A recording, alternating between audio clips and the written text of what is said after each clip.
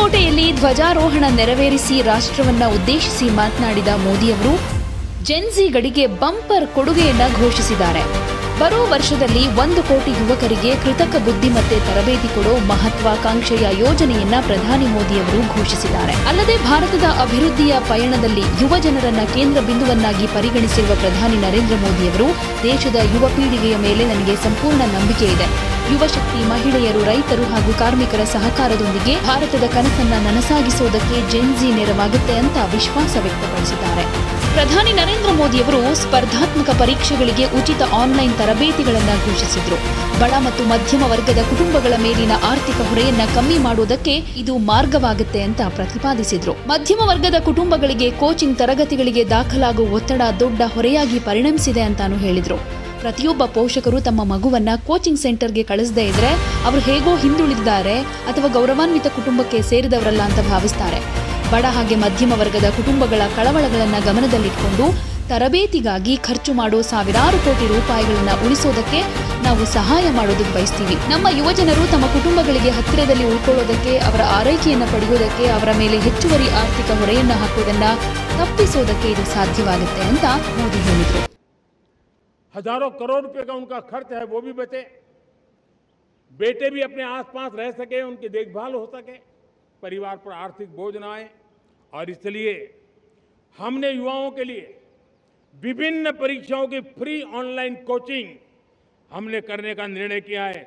Digital public infrastructure है, हमारे पास उत्तम टैलेंट है, टीचर्स हैं, उन संसाधनों को जोड़ करके हम देश के नौजवानों को फ्री कोचिंग देने का एक पूरा नेटवर्क हम खड़ा करने वाले हैं।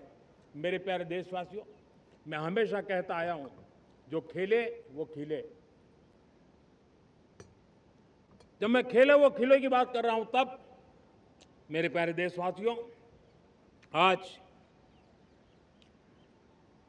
भारत खेल की दुनिया में अपनी जगह बना रहा है।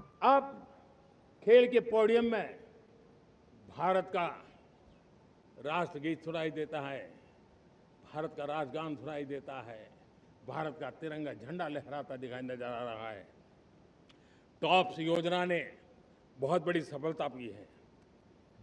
खेलो India games, university games, winter games, beach games, sports infrastructure, sports के लिए कोचिंग, स्पोर्ट्स मेडिसिन, स्पोर्ट्स के लिए न्यूट्रिशन, इन सारे विषयों में भारत अब महारत करने की दिशा में आगे बढ़ रहा है। नौजवानों के लिए पूरा नया क्षेत्र, खिलाड़ी न बन सके तो उसकी सपोर्ट सिस्टम में भी बहुत बड़ा क्षेत्र खुल रहा है। स्पोर्ट्स की दुनिया में भारत का प्रदर्शन बेहतर होता रहा है और हम 2036 में ओलंपिक के मजबूत दावेदार बन करके आगे बढ़ रहे हैं। और 2030 में कॉमनवेल्थ गेम्स को भारत होस्ट करने वाला है। और मेरे साथियों, दुनिया में जो ओलंपिक की खेल होते हैं, करीब 40 प्रकार के गेम होते हैं और करीब 350-350 स्पर्धाएं होती हैं ओलंपिक में।